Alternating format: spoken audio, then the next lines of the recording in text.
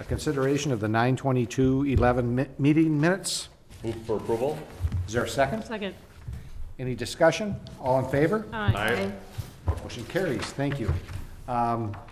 Next item on the agenda is rezoning of 1.25 acres, Outlot 1, CMS Volume 14, page 3822, from the PUD Public District of RM1, Multiple Family Residential District, to amend the City of Hudson Comprehensive Plan 2030 Master Plan Map, land use designation from public to medium-density residential, generally located at the southwest quadrant of Hagan Street and Cedar Crest Drive in the City of Hudson. Denny? General, items number 3 and 4 is found here, the parcel that we're talking about on the rezoning and comprehensive plan change. This 1.25 acre parcel that goes up to Hagan Street and is west of this proposed project by Gold Ridge Group. The city owns this 1.25. We retain that. It's basically steep slopes and stormwater retention. The Common Council has agreed to sell it to the Gold Ridge Group with some contingencies. And the request by the city is to change the zoning to RM1, which is now the zoning for the parcel to the east, and also change the comprehensive plan to medium density residential. So these two parcels will be consistent in both zoning and the land use designation and comprehensive plan. Recommend approval. Any questions? I think we've talked about this a little bit before, and I think everybody's familiar with it. You have it, your information in your packet. Is there a motion to approve? I'll move for approve. Second. Any other discussion? Any discussion? All in favor? Aye. Motion carries. Item 4, concept development plans, 40-unit community-based residential facility, 805 Hagan Street, southwest quadrant of Hagan Street and Crestview Drive, Gold Ridge Group, LLP. In your packet, you have some information. Denny? Yeah, there's also on the tables tonight, you received the review by the city engineer and city staff, and also one additional comment from the fire department that they are requesting a 5-foot sidewalk to be placed on the west side of the building. I'll point that out in a moment.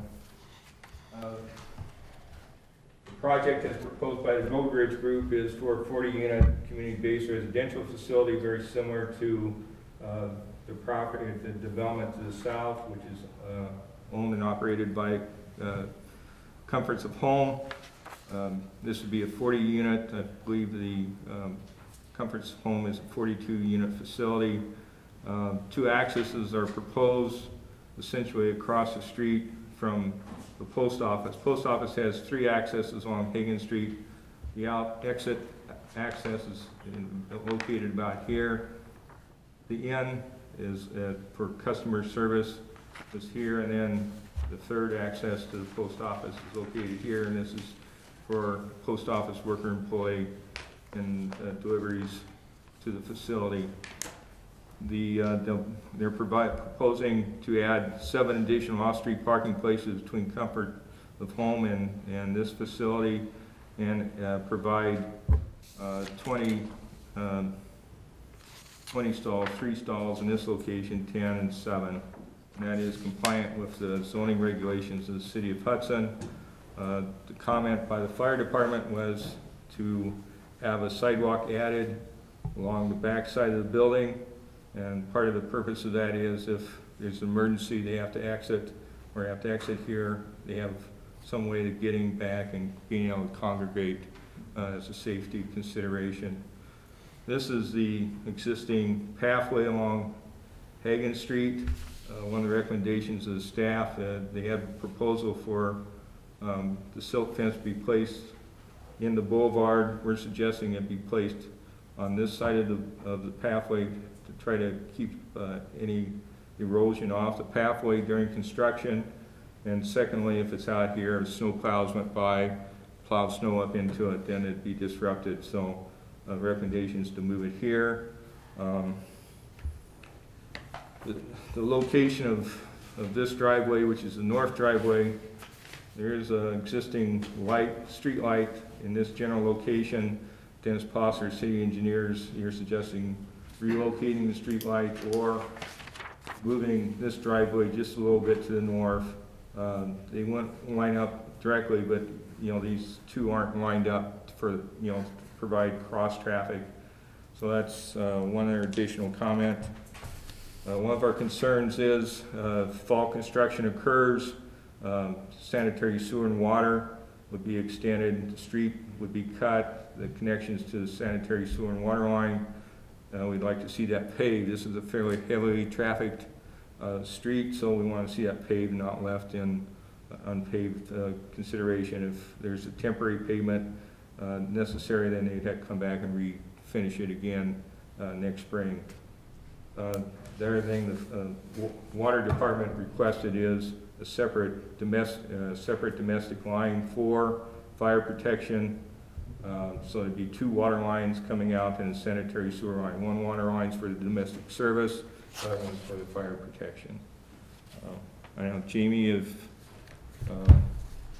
you had an opportunity to review those comments, you should have received them directly from Dennis. Yeah, I had an opportunity to glance at them. Why don't you, if you would, come Yeah, up come here, up to so the that lectern, please. people in the audience at home can hear you. Yes, I have had an opportunity to just glance at the comments, and I did have a question regarding that two water service lines. What would be the primary goal or intent of that in terms of what's the benefit, I guess, to running in a double line? One is make sure you have uninterrupted fire safety service, fire suppression service. It is a fire department's recommendation. Okay. Yeah. Is it a pressure issue, Danny, or is that? No, not a pressure issue as much as disruption. If you have disruption in one line, and then the fire I mean, so it's very common to have two separate services, one for fire and one for domestic water. Okay. Mary Claire. Who pays for the light change, having to remove The and? developer would have to, XL Energy would bill them for. Okay. So that wouldn't be incurred by the city. Dennis's comments, I think he's okay with just relocating the driveway slightly north versus relocating the light.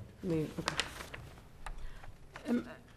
Go ahead, Am I Mary. right that I count 27 stalls, right?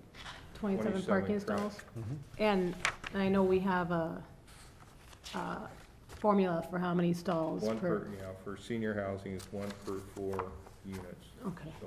so that's fine. Okay, I just Yeah. wanted, it just seemed And also you low, have to but that makes have sense. some for employees. Right, Again, I share with Jamie that some of the concerns of the planning commission was, at times Comfort's homes parking lot's pretty full. right. And because this particular development accesses Hagan Street, to expect people to park over on Hosford Street and walk across that busy street, we want to try to get as much off-street parking on that site as we possibly can within reason. Yeah, Could I ask, is there a way to get some more parking? I observe the parking over there, and, quite often there's somewhere between 2 and 6 cars from the current operation that are parked on the side street. So, and there's 20 at the current location. And this is 27.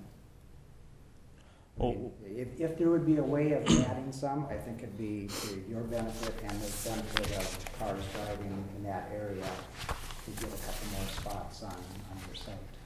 Sure, I greatly appreciate that comment. And one thing that has made this particular parcel of property a focus or a property of interest is the fact that there is already an adjacent facility there. And I think from a staffing standpoint, there'll be some efficiencies, and some of those staff will actually be able to service both buildings simultaneously.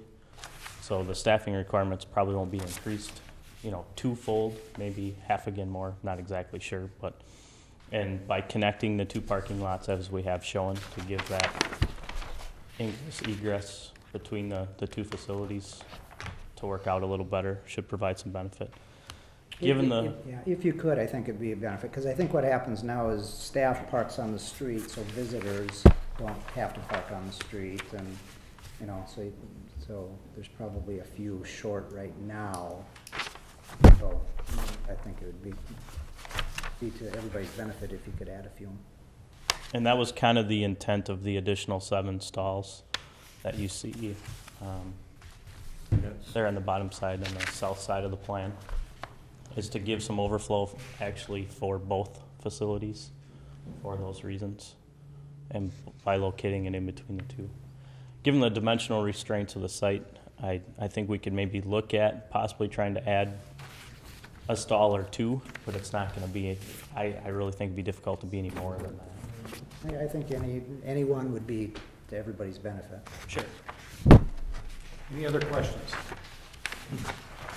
Paul, you have any questions? No. No. Recommend approval of the concept development plan Is there a motion? with integration of the city staff recommendations. I'll move for approval with the staff recommendations and recommendations from the fire department for the additional sidewalk on the sides and the back of the building. Was there a second? A second. And after, if this passes, then we bring, then we'll. Final development plan will come back, our next meeting is scheduled for October 27th, it will be reviewed at that time. Okay. Any other questions, comments? All in favor? Aye. Motion carries. Thank you. Thank you. Any other business for informational purposes or for the upcoming agenda for anyone? Next meeting is Thursday night, October 27th, 7 p.m.